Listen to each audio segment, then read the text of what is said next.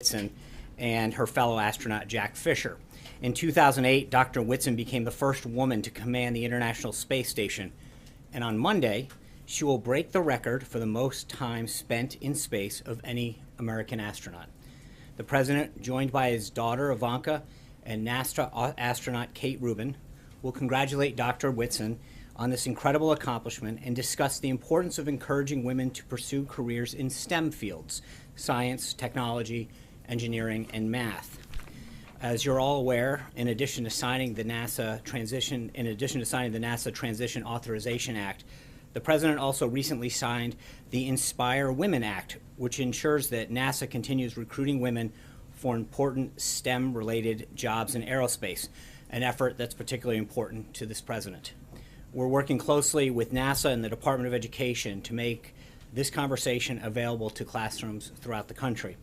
The Department of Education will also be providing tools for teachers to build lessons around this conversation between the President and these two outstanding Americans who are orbiting 220 miles above their heads.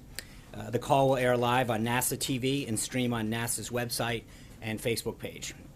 And while we're on the topic of upcoming events, I'd like to note that the President will welcome Palestinian President Abbas for a visit to Washington on May 3rd. They will use the visit to reaffirm the commitment of both the United States and Palestinian leadership to pursuing and ultimately concluding a conflict-ending settlement between the Palestinians and Israel. We'll have further guidance on that visit as we get closer to the date. In terms of additional announcements, the President will be giving the commencement address at the Coast Guard Academy in New London, Connecticut on May 17th. And as we grow closer to that date, we will continue to provide updates. Moving along to current events, this morning the President signed an important piece of legislation for our nation's veterans. The Veterans Choice Program Extension and Improvement Act eliminates the original sunset date on the Veterans Choice Program, which gives veterans who are unable to schedule an appointment at a VA facility in a timely or convenient manner the ability to receive care from an eligible non-VA healthcare provider. Using funds that have already been appropriated for this program, this gives our nation's heroes the peace of mind they deserve while this administration works with Congress to enact comprehensive reform and modernization at the VA.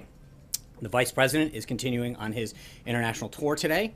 On Tuesday, he spoke to 2,500 servicemen and women on the deck of the USS Ronald Reagan in Japan, thanking them for their service and discussing the President's plan to rebuild our military. He then met with and delivered remarks to Japanese business leaders and stopped by a youth baseball clinic before leaving Japan. He is scheduled to land in Jakarta, Indonesia right about now. We'll have further updates on his travels the rest of the week. This week is also National Park Week, and Secretary of the Interior Ryan Zinke is currently in California meeting with rangers at 5 national parks. On Monday and Tuesday, he was at Channel Islands National Park, where he led a class of junior park rangers, and today he'll visit Golden Gate National Recreation Area. Since being sworn in on March 1st, Secretary Zinke has met with rangers at 9 national parks. He'll make that 10 when he visits Shenandoah National Park outside Charlottesville, Virginia next week. Every American has had the opportunity to participate in the celebration of our nation's parks. They're free of charge this Saturday and Sunday. Anyone who's interested in finding a local park or information can go to nps.gov. And finally, I know just moments ago the President announced that he will be holding a press conference next Thursday to discuss the progress that's being made on behalf of our nation's veterans. We'll have further updates on the guidance for next week.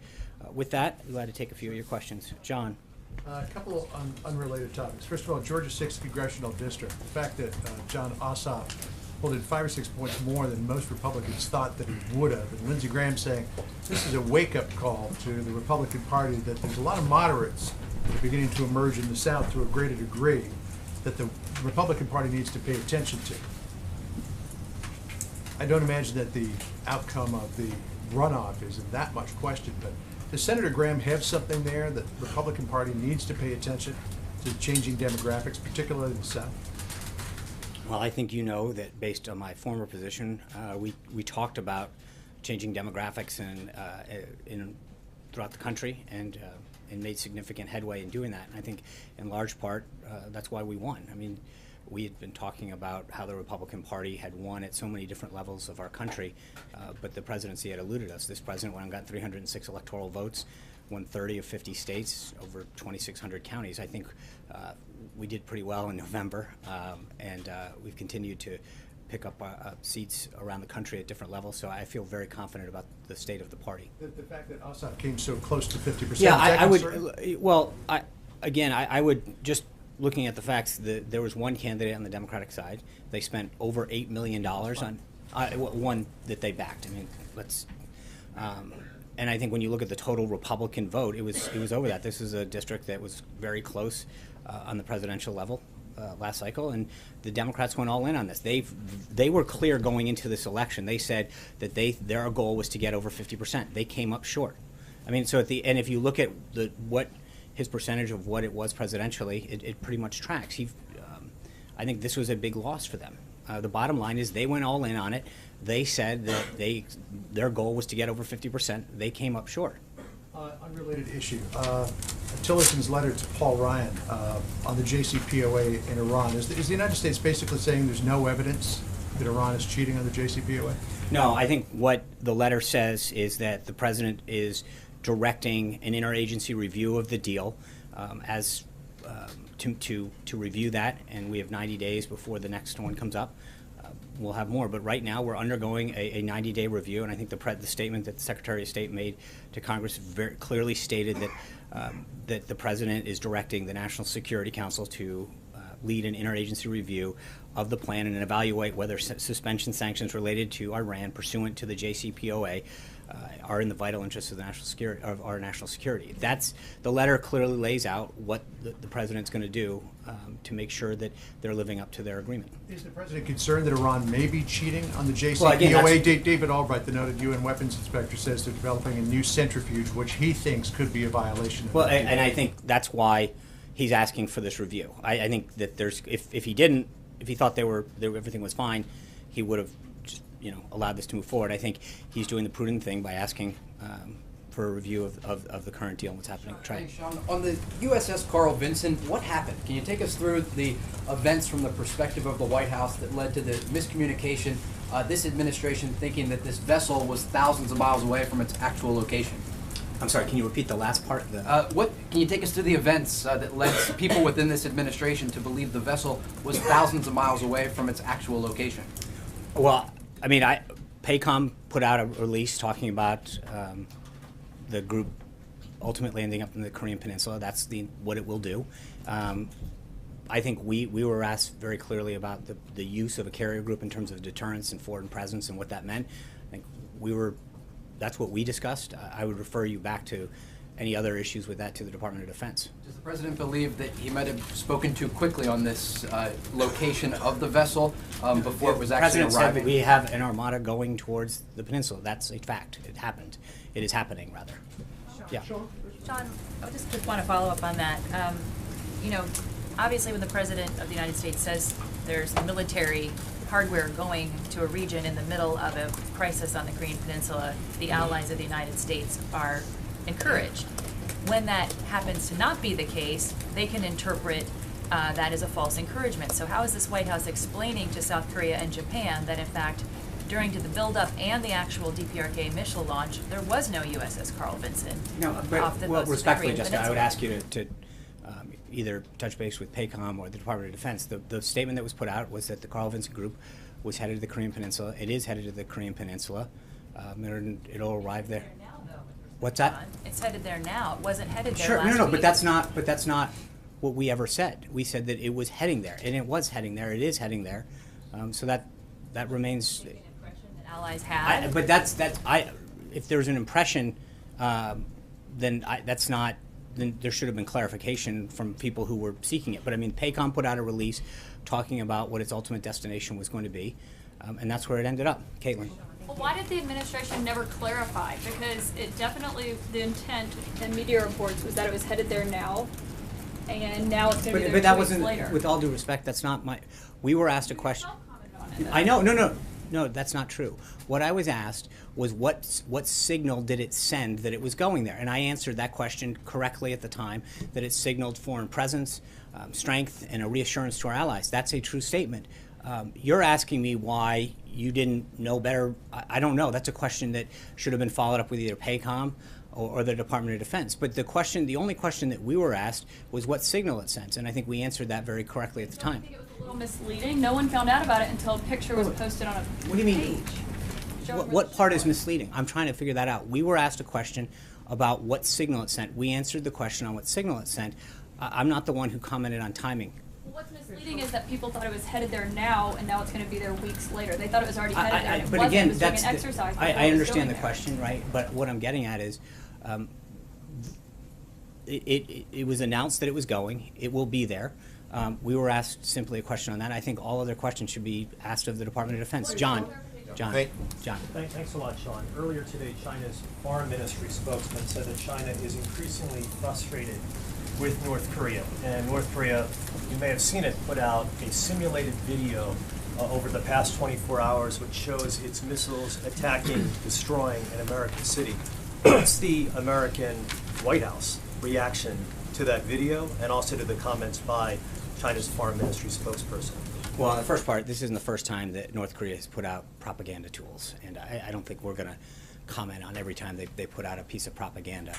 Second, I think it's encouraging to see China continue to move forward and join us in this effort to control North Korea. I've commented before, I think that the relationship that the president started building with President Xi down in Mar-a-Lago is clearly showing some positive signs. China continues to have both economic and political influence over China, and so I think it's important to see them heading in this direction. I think it's a very positive sign to see them play a larger and larger role. I think it is in everybody's interest to contain North Korea's actions. John Gizzi. How strong is that influence? I'm sorry, John. How strong is that influence, though, if the foreign ministry spokesman for China, which the president is depending on for this particular incursion, is saying that he himself, that China itself, is frustrated, increasingly frustrated with the North Koreans?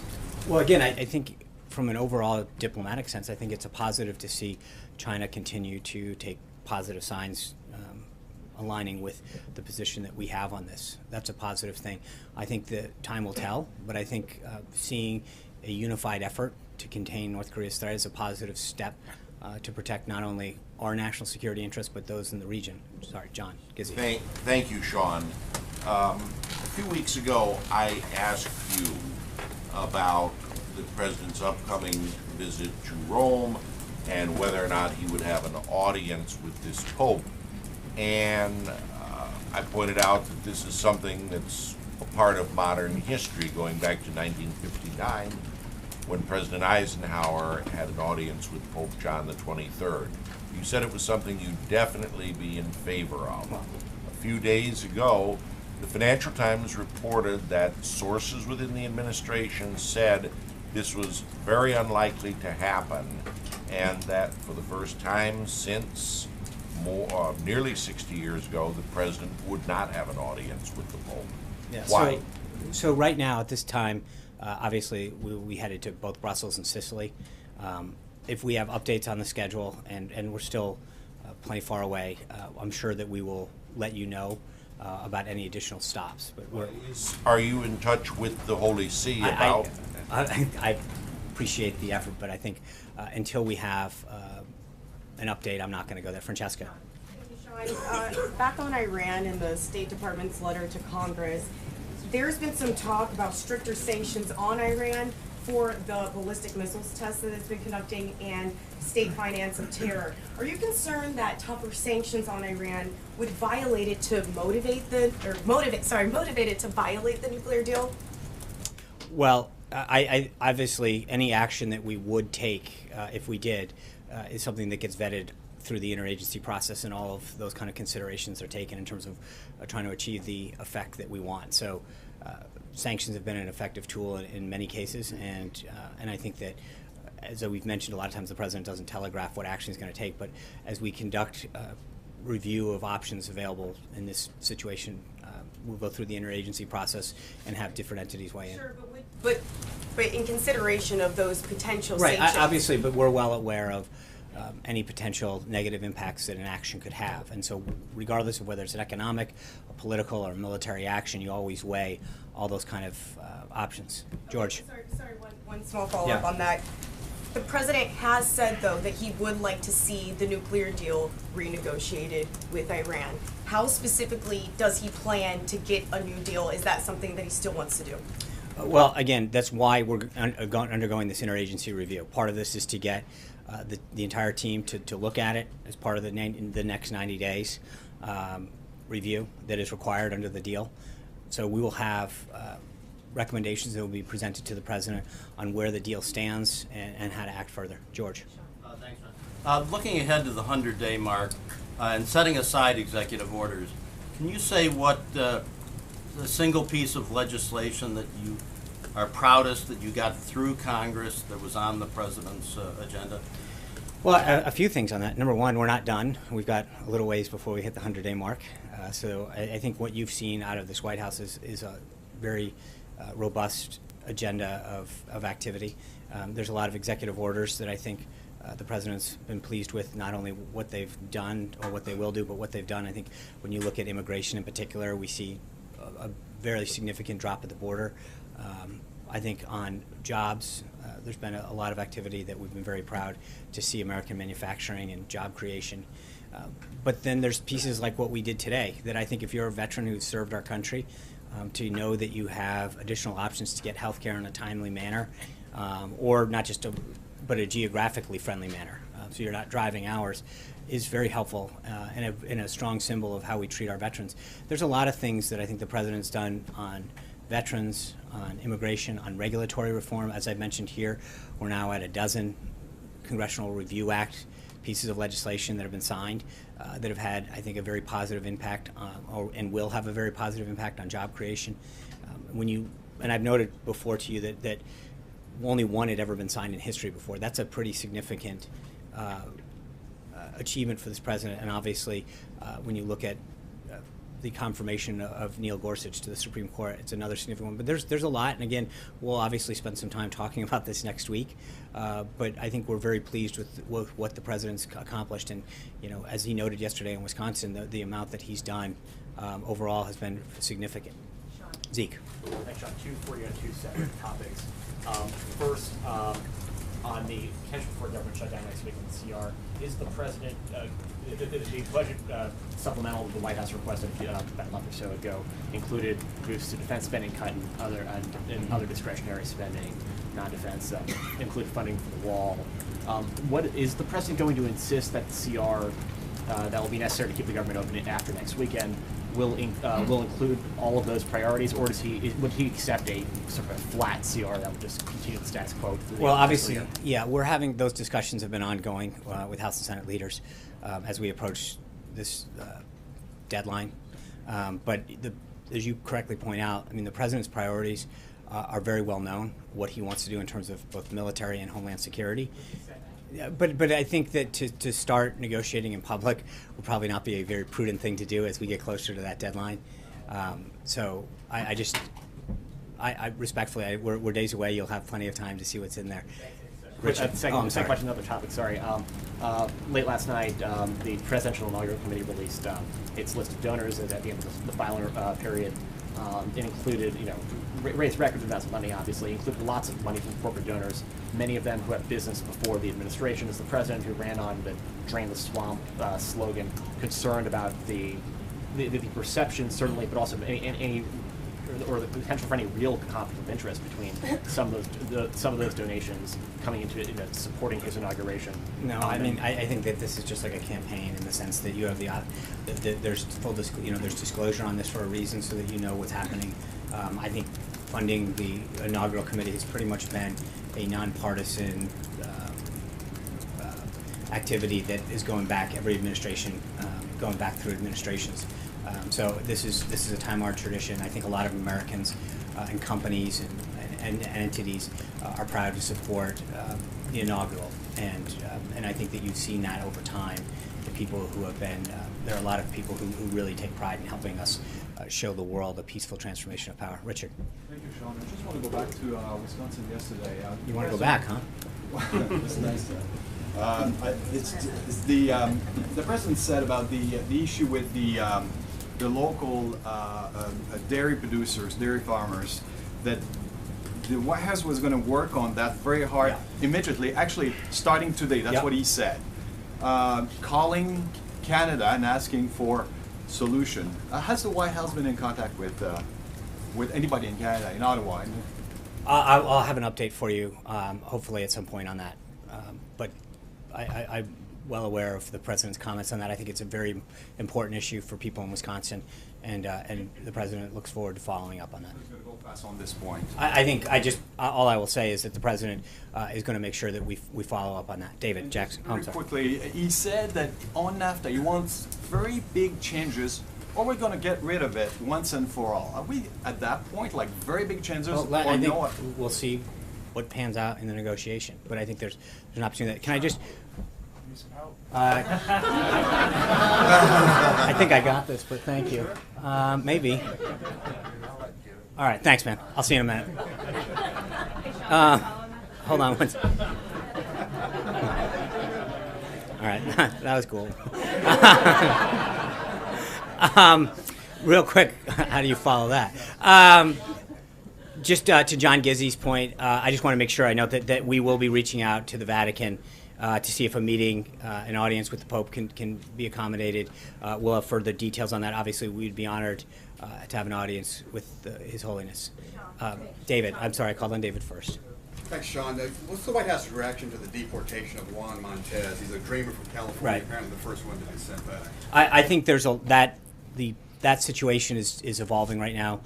There's a lot of things that are being looked at in terms of the circumstances surrounding that, and I'd ask you to stay in contact with the Department of Homeland Security. Did President Trump say he didn't want the... I think that I don't want to comment right now in the sense that there are some circumstances regarding that I think that need to come out or be further looked into, and I think getting ahead of that could be an issue. So I just respectfully, I would say that I don't want to rush to judgment. I think there's a lot of additional details that are coming out about that issue, and I think the Department of Homeland Security is probably the best place to get updates. Okay, Hallie. Two topics, and one of those is a follow, but I want to ask about Georgia 6 here. You can ask Ron. Two quick ones on that. Is the president planning to campaign for the Republican challenger there? Will he go to Georgia to get out the vote? I don't know. If needed, I think the president's going to make sure that he does everything he can to maintain majorities and further the party, but we'll see if we're needed. Is he expending too much political capital on a race that Republicans should be winning easily? Well, it's interesting. I thought that some of the coverage was a little intriguing as I watched it. Suddenly, that the Democrats went all in on this race. They spent over $8.3 million. They said on the record that their goal was to win this race. They lost, and the reaction has somewhat been, that they almost won. No, they lost. They made very clear what their goal was in this race. They spent $8.3 million and threw everything, including the kitchen sink, at it and lost. And so, 2 months left, though, right? no, not in terms of what their stated goal was. They said that their goal last night was to win the race with over 50%. They spent $8.3 million. They didn't run for a runoff. They ran to win last night, and they lost. And so anything short of describing that as a loss is sort of inconceivable to me, in the sense that that's literally what they said their goal was to do. And they said, we want to win Tuesday night with over 50%. They came up short of their goal. They put all the money that they had in there, they put all their firepower, and they came up short. So it's a loss. There's no other... Mara. Answer that second topic for you on deportations, and I'm not speaking specifically about this case because I understand that you're referring over to DHS, but there seems to be a little confusion, so if you can clarify, what is this president's position on undocumented immigrants living in this country who have not committed serious crimes? I think the president's priorities on immigration have been very clearly laid out. First and foremost, he wants to make sure that people who have committed a crime or pose a threat to public safety are dealt with first and foremost, and that we would continue to address immigration going forward. So I guess my question is those who have not posed a threat. Right, and I think that, as I threat. said, I mean, the goal and the focus has been on people who pose a threat to national security or in some other way in violation. These cases have who have not posed a threat. So I But- guess but there's that's- some I- confusion. again, Even Jeff and I would- Sessions said it was confusing I today. I would respectfully suggest that in this particular case, the facts are not completely out yet, so I'd rather not jump to judgment on what's happening. There's also a case in Ohio, so I I'm not trying to understand. belabor the I- point, I- there are other Mara. instances. Mara. Thank you. I just want to get a little more clarity on Iran. Mhm. Is it the president determined to pull out of this agreement, as he promised during the campaign, or will that decision be determined by this review?